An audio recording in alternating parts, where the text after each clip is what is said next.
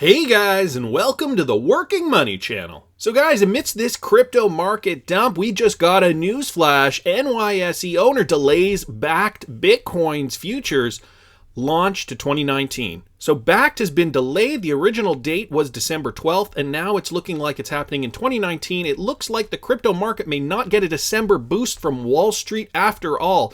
Intercontinental Exchange, the owner of the New York Stock Exchange, on Tuesday announced that it would delay the launch of its much-anticipated Bitcoin futures product until at least January 24th, 2019. So a bunch of us were hoping that there'd be a crypto boost by the end of the year, namely November, December, but now it's looking like Bakkt is pushing back its release date officially for the Bitcoin futures. That product, the Bakkt Bitcoin daily futures contract, has been scheduled to go live on ICE Futures US on December 12th, providing US investors with their first opportunity to trade a physical settled crypto futures product on a respected, regulated mainstream exchange. The Bitcoin futures on CME and CBOE are cash settled, meaning no Bitcoins exchange hands when the contracts expire. So ICE claimed that the delay would afford them the firm additional time to onboard customers before it begins warehousing BTC and opens the futures market. And here's a little quote from the announcement. ICE Futures US will list the new Bakkt Bitcoin daily futures contract for trading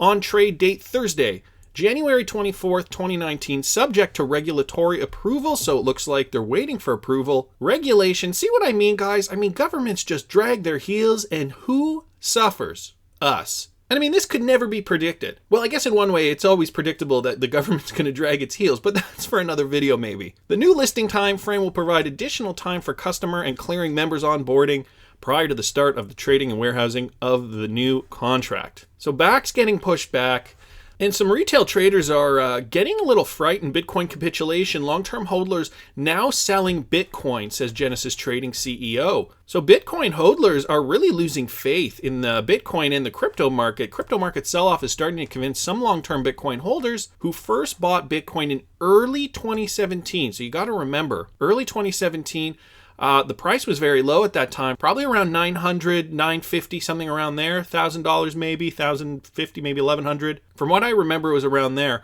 To cave and sell their assets, at least that's what Michael Morrow, CEO of crypto trading firm Genesis, told The Block. According to Morrow, and his firm is now seeing the folks who bought in early 2017 sell for the first time today. So can you imagine?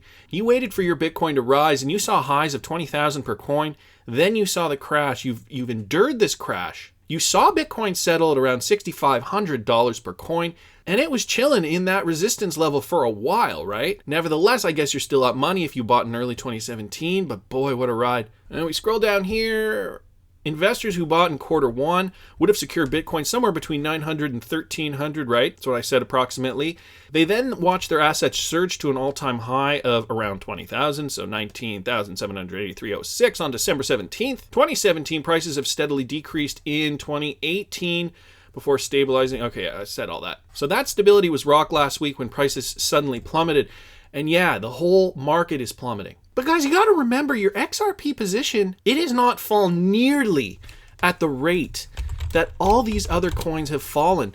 And here's Bitcoin on a daily. Let me just show you, like, look at these last few days has just been hell, right? This resistance level here should have been, I think, the catapulting level, the resistance level where we should have seen Bitcoin catapult off, but it just took a dive, another dive.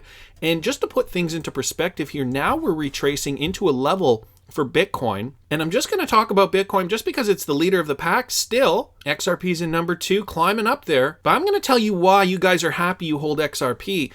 Bitcoin hit this resistance level here. Okay, now it's retracing somewhere in this level from early September, late August 2017, okay? We're seeing a Bitcoin price of roughly $4,500, okay? If you can see that, retracing in that level.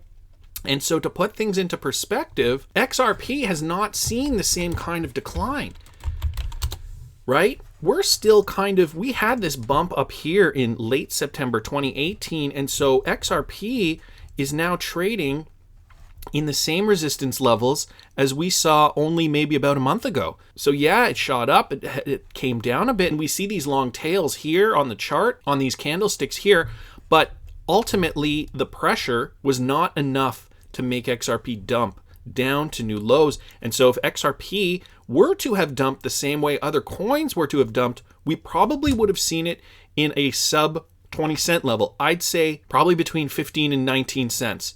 And we haven't seen that. Now, on the one hand, that would have been great for a buying opportunity. On the other hand, it's showing that XRP is holding its own. Possibly, and I only still say possibly because I like to be prudent. I don't like to say things are for sure, but possibly decoupling from Bitcoin at this stage. Gears are in motion, ready for liftoff. I'm happy I'm holding XRP at this stage and seeing this kind of pattern as opposed to this kind of dumpy pattern here. And despite all this, Tom Lee maintains a $15,000 year-end BTC prediction despite the market crash. And so Tom Lee, head of the research of Fundstrat Global Advisors, pointed out two major types of crypto players: those who are using it and have wallets in crypto, and those who belong to a speculative side of the market, which is a lot of the retail, unsophisticated people. According to Lee, those two sides of the crypto community should find a way for sort of interacting with each other for crypto investors not to get burnt by crashes like this.